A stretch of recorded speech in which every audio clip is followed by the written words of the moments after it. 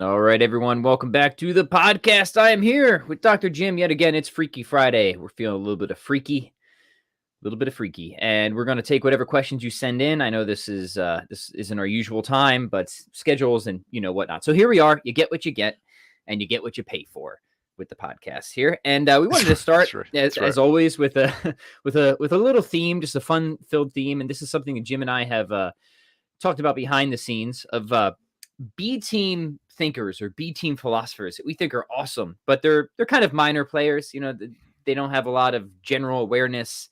They're kind of I always like to draw music analogies, Jim. In the world of guitar, there's certain guitarists that they're guitarists, right? They're only guitarists that other guitarists know and admire because they're such incredible virtuosos, but they are incredible. But like most people in the general public don't know who they are. So I'm thinking like people like Paul Gilbert or Steve Vai. Joe Satriani might be an exception. He kind of broke mainstream a little bit, but he's still kind of mostly a guitarist, right? Mm-hmm. He had a hit in the 80s that they made a video for, right? He had like Satch Boogie, moment, right? Yeah. Yeah. But so I like to think of it like that. Who are some really great, awesome thinkers that anybody who is a philosopher and stumbles upon them might get a little bit of a man crush going and thinks that there's something awesome about them, but they don't have like the general presence or recognition that somebody like a Plato or an Aristotle or a Nietzsche would have. Is that how you would frame this? How do you think about B teamers, right? Because I don't want to imply that they're like dumber, right? Yeah. Or worse, or just not as popular. Mm-hmm. Yeah. They're not in the standard starting lineup. Right. But we all know anyone who's playing on a sports team, like what determines the starting lineup might have to do with whose dad is the biggest donor to the school too, right? So it's not always like being second string doesn't mean you were the worst player, right? So, yeah, it did for me in basketball. The way I think of it is yeah, exactly. For me, I think the way I think of it is it's the list of philosophers that you should be reading, but weren't probably on the reading list for your comprehensive exam in grad school. Oh, that's a good way of putting it, right? Mm-hmm. Like people that no one said you have to read them to get a degree, but really you should be reading these people. Yeah, excellent, good. So why don't we just list some of these thinkers and philosophers? Maybe we could tie it into fitness too. Maybe I should think about like who some really influential people in fitness were that I think not enough people know about, but we'll get there if we have time. And then of course, everybody we're a little short on time today, more shorter than usual, but send whatever questions that you have in and we'll try to get to as many as we can here in a little bit. So Jim, why don't you start us off? Who are the B teamers that you think everybody should be reading and should know? Well, I'll open with this as a B teamer. Though once again, you could dispute how B team this guy is or was, but I think Suarez is someone that should be read that isn't read as much. I know like Suarez will like trigger a lot of Thomists out there, right? Okay, so I'm not coming out for Suarez's views, right? Though if I found out like my kids grew up to be followers of Suarez, like I could live with that future. But there's a worse. Like I once said in class, my children became Suarezians. Where did I go wrong? Where did I go wrong? Yeah.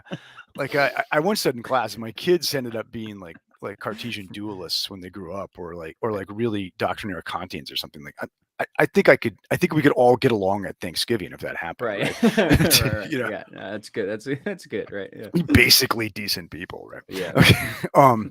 But yeah, so I think Suarez. I find Suarez really interesting. Well, first, although I will say this is thanks to Jeff Brower and Jan Crover, Suarez was on my reading list for my comps in grad school. Interesting. Was SCOTUS out of curiosity? Yeah. Mm-hmm. I think SCOTUS was on there. Yeah. Okay.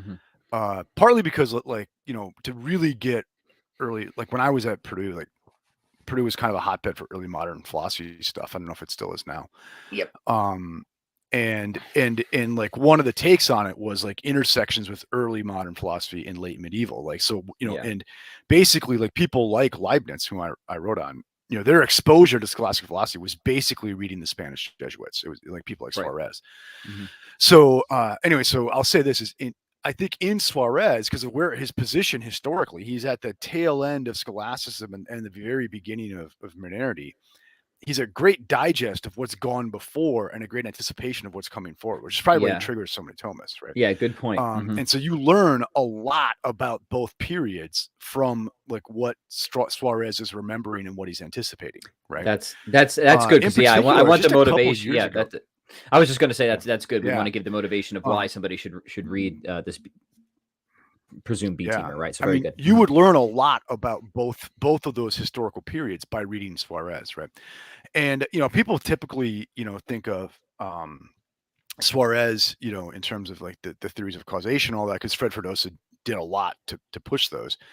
But also, and Ferdosa does the translation of this. I think it's questions, was it like 19 to 22 of Suarez's big one, that where he does natural theology stuff. And oh man, I went through that for the first time just a few years ago. And it was a very rewarding experience, right? And I learned quite a bit about scholastic natural theology, and all that. So I think my first pick would be Suarez. Yeah. Yeah, excellent. Very good. This one, the one I'm going to mention, is one I've mentioned before, but I think he counts because he was definitely an A-teamer for, I would say, much of at least Christian philosophical history, but now he's almost certainly a B-teamer, and that's Boethius. Boethius is on the B team, right? Yeah. Because there was a time when like to be a philosopher would just have been to that's criminal, though. Write commentary on Boethius, right? Like Aquinas did. But now he has sort of faded into obscurity for most people. They're just not familiar with his work. So I have to say that I think his Boethius is necessary reading, especially Consolation of Philosophy. And I'm guilty of this. Like, I did not read Boethius until I got to my master's program. I was completely ignorant of him. Well, not like completely, but I didn't really engage him. And then when I did, I was just so amazed at just how great his thought really is and how significant. And so Consolation of Philosophy is beautiful. I've recommended it before. It's easy to read. It grapples with a lot of tough issues, problem of evil, divine foreknowledge, human freedom, what it actually means to be a human person, what the good life actually consists in. So it's a very sweeping work of philosophy. It's very beautifully written, and unfortunately, it's one that very few people engage, certainly on a popular level these days. So I'm going with Boethius as my first choice. Yeah. I think with Boethius too is it gets cherry picked. Like people like pull out the foreknowledge piece and leave it alone, right? You get a similar thing with and Saint Anselm's Proslogian and Monologian. Like people pick out like the ontological proof and a couple other things in there. Leave out all the other great stuff. There's a real incredibly rich text. Like I might even say people might not call him a B-teamer, and I don't mean to like undermine yours, but I think he's treated like a B-teamer, and that's Saint Anselm, right? I think there is. I wanted a big Anselm kick once where I read the two pieces like cover to cover, and there's a really rich Neoplatonic philosophy in there that ought to be taken much more seriously than it is, right? Yes. And actually, like it'd be fun to like do a history of medieval philosophy, right?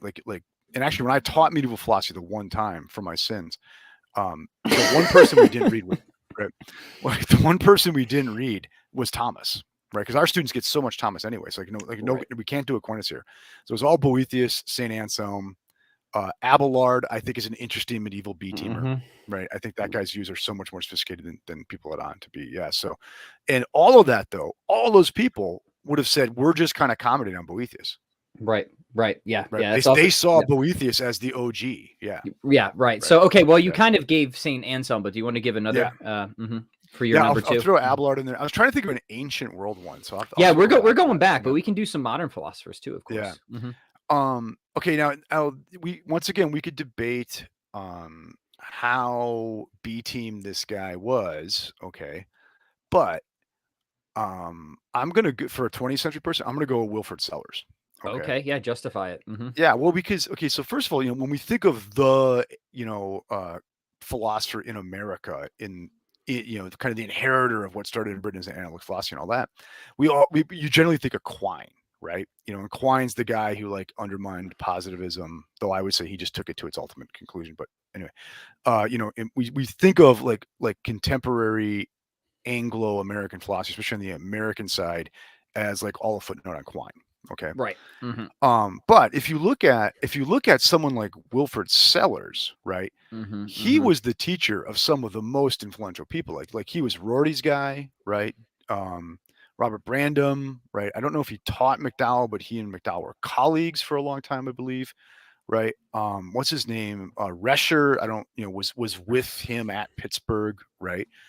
And so I think Wilford Sellers is one of these guys who got um, like was the man behind so many of like the big figures in contemporary Anglo-American philosophy that you don't really Mm-hmm. hear about Mm-hmm. so much, right? And moreover, his essay "Empiricism and Philosophy of Mind," which is it's one of those books, I've complained where so much of what we take as like the important canonical stuff is like what we can like most package to our students, whether or not it's actually the best text, right? This is my gripe about using Kant's groundwork instead of the second critique, right? Mm-hmm. Well, Sellers' empiricism and philosophy of mind is like it's sort of like how the phenomenology of spirit is a digest of the entire history of philosophy, right? Just told to this like abstract, like almost novel way, right? Well, really, what empiricism and philosophy of mind is a digest of 20th century Anglo-American philosophy, but it's Mm. just such a complicated, sticky mess. No one will ever use it in class. But I've taught Anglo-American philosophy where the only text I used was the empiricism and philosophy of mind because I can teach the whole thing through the lens of that text, right? That's awesome. Yeah. Mm-hmm. So I would say, like for my 20th century B teamer, though it's hard to even say B in this guy because he is well known, right? I'd go Wilford Sellers. Yeah, fantastic. Awesome. All right, let me give my next one. I've sung his praises before, but if we're going modern, then I have to mention my man Barry Miller. Um, and Yeah. why do I love Miller so much? Well, he's highly conversant with the analytic tradition, and unlike many Thomists, um, I actually like the analytic tradition quite a bit. And although I share many of the critiques of the analytic tradition, I've always benefited from and really enjoyed the class of analytic Thomists. And I think Miller is sort of the cream of the crop here.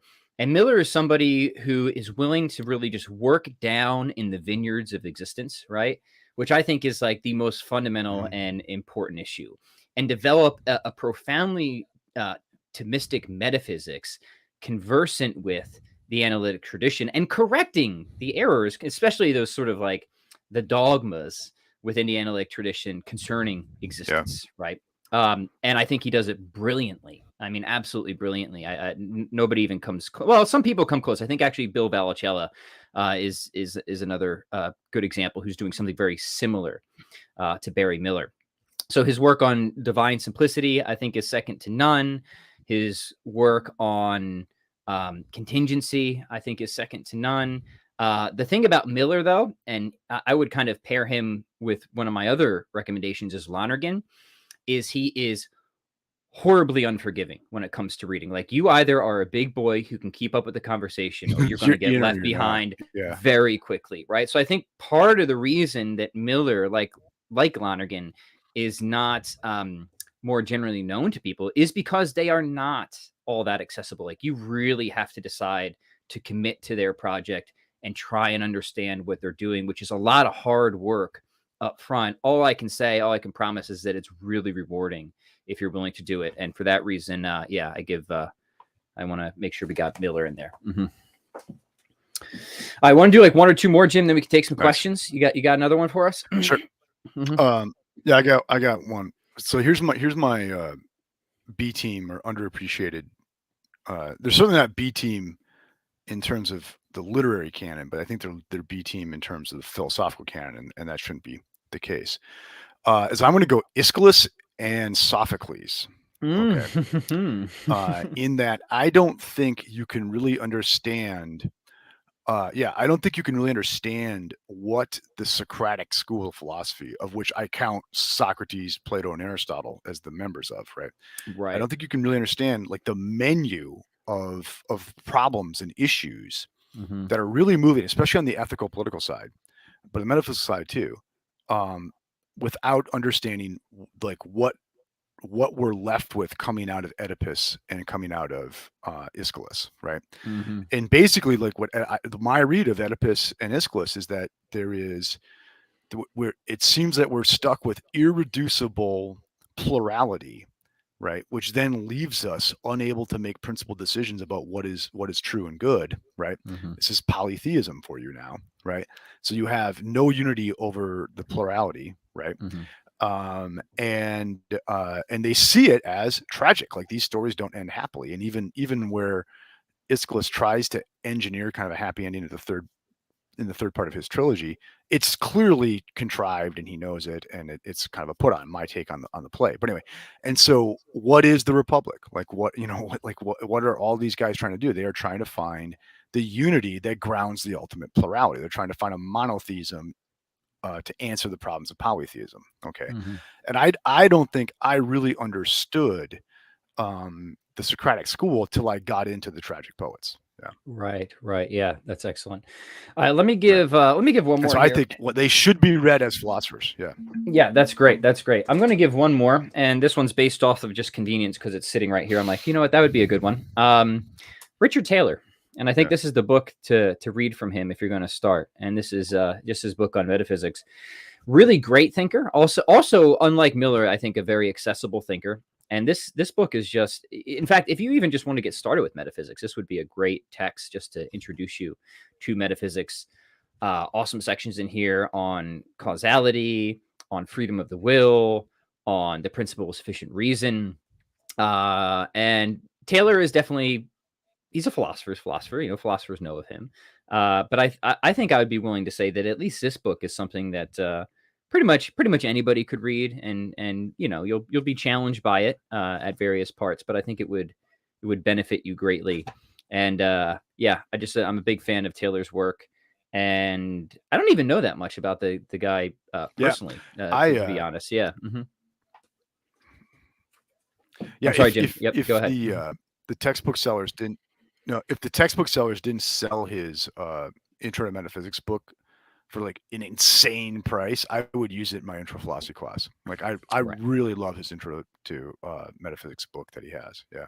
Yeah. Awesome. All right. Let's take some questions. And also, I like that.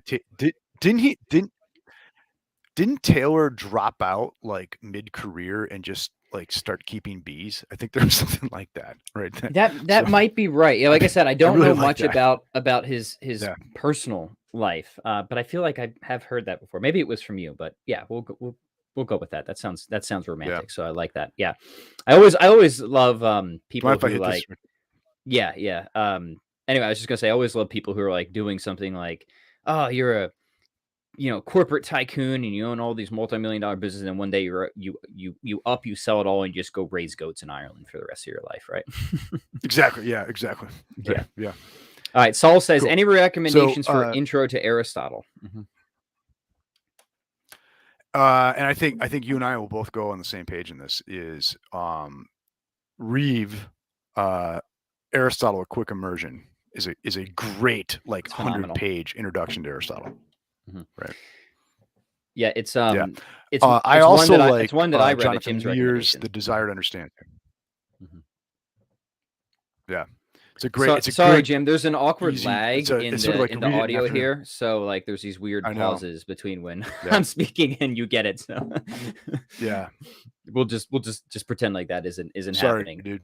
Yeah, continue your thought, and then I'll chime in. Mm-hmm. No, it just. Reeves' introduction and Jonathan Lear, The Desire to Understand, I like quite a bit. So, yeah. But yeah, those are my two recommendations. I'll give one more, and this would be Adler's Aristotle for Everybody. I think is an excellent, quick introduction to Aristotle as well. So yeah, between those, you'll be pretty set. And then at that point, you just have to start reading a lot of Aristotle. And just have a lot of Advil ready once you get to the physics, especially. I mean, Aristotle is not, it's just not easy, and he's just not. No, but it's worth it. Yeah. Mm-hmm. Okay, let's just keep bouncing around here. MDevil93 says, I'm new. This is a fitness question. I'm new to using kettlebells. Do you guys have any advice on reducing calluses and preventing them from splitting? Yeah, so I'll say a few things real quick. One is try and keep your calluses filed down if you can. If you let those suckers get real gnarly, it's easier for them to snag on something and get torn off. So if you just take an emery board and just and just keep them relatively smooth. That's one quick tip. The other is when you're doing a lot of the kettlebell work that could potentially be ripping your calluses, pay attention to where the handle of the kettlebell is and how tightly you're gripping. So when you're doing cleans and snatches, the handle of the kettlebell should be really in only one of two places. It should either be kind of like deep in the base of your palm or in the crook of your fingers. And you should be gripping lightly rather than death squeezing it, because if you death squeeze it, it's gonna grind that callousy area, and then it's just a matter of time until one of those suckers pops off. If you grip lightly, you should really, if you slow down some of my videos, you'll be able to see it on YouTube. You should really just kind of like hop the kettlebell. This is the trick: the hopping the kettlebell handle just across that callousy pad entirely. Like when you're snatching, you literally let go of it for like a split second, and then you from the base of your palm, you catch it and rehook it in the crook of your fingers. And it's happening so fast for people who are used to this that it's hard to see, but that is what's going on. You have this just momentary sort of catch and release where the kettlebell handle literally kind of hops across that pad rather than grinding against it. And that takes time and that takes practice, but it does require a loose grip. So those are my initial tips. Jim, would you like to add anything? 100% on all that. I have found that the old Cornhuskers lotion after every workout makes a difference. And I will, like, once a week actually take like a safety razor and like shave a couple layers off my calluses. There you go. Though, make sure you use a clean razor. So, but I struggle, especially on snatches, with tearing the crap out of my hands. Right. Yeah, and some of it is just like at the end of the day, if you're just doing a tremendous amount of volume and your hands are just not conditioned to it, something's going to give. So you got to take time to build the calluses. Brendan wants to know, has panpsychism recovered from Jim's nuclear attack? No, it has not, and it never will. I'm sure if you ran a Phil survey right now, you would see the number of people holding to panpsychism is zero after Jim's attack. Yeah. Zero down. Yeah, no, Goff is holding out yet, but yeah, no, there's gonna have to be like a Marshall Plan to reconstruct it now. So, if people haven't listened to that on Philosophy for the People, go check out the series we do on panpsychism. That was a lot of fun, and Jim's Substack of 60,000 word Substack on the matter. Help yourselves to that. All right, Jim, I see you got your eyes on another one. Go ahead and pull it up. There was one here. Zilted Meteor says, how do you get into Wittgenstein? Okay, so there's a couple of ways you could take this question. It could be, you sort of run with the bad crowd, so you need therapy, and Wittgenstein provides that. That's how I got into it, right? But I don't think that's really what he means.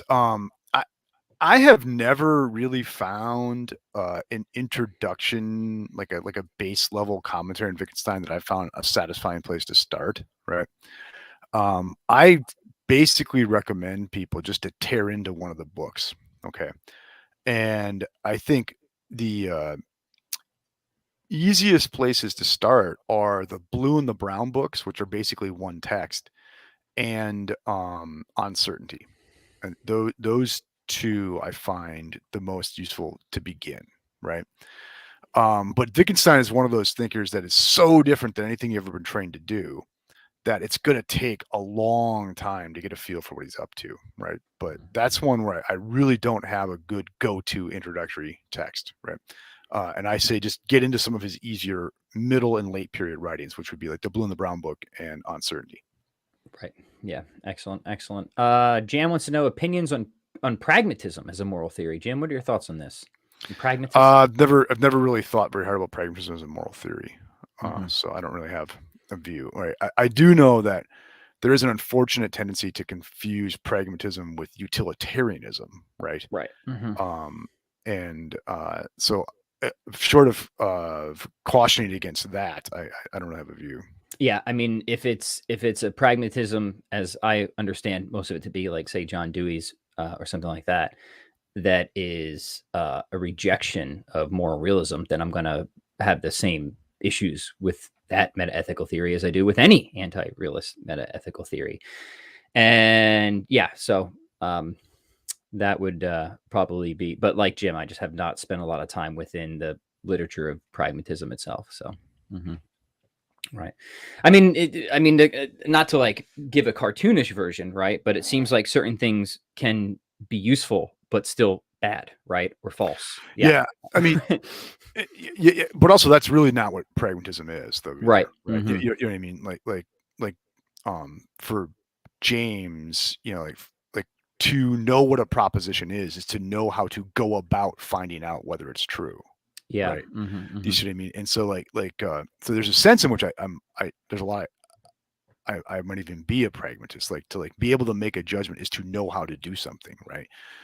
I just haven't really thought about it specifically in terms of like meta-ethical theory, which is not something I spend a lot of time worrying about. Right. So if something will work in practice versus opposed to being ideal, right? These are things that the pragmatists are concerned with in relation to, say, societal progress, for example, Yeah. right?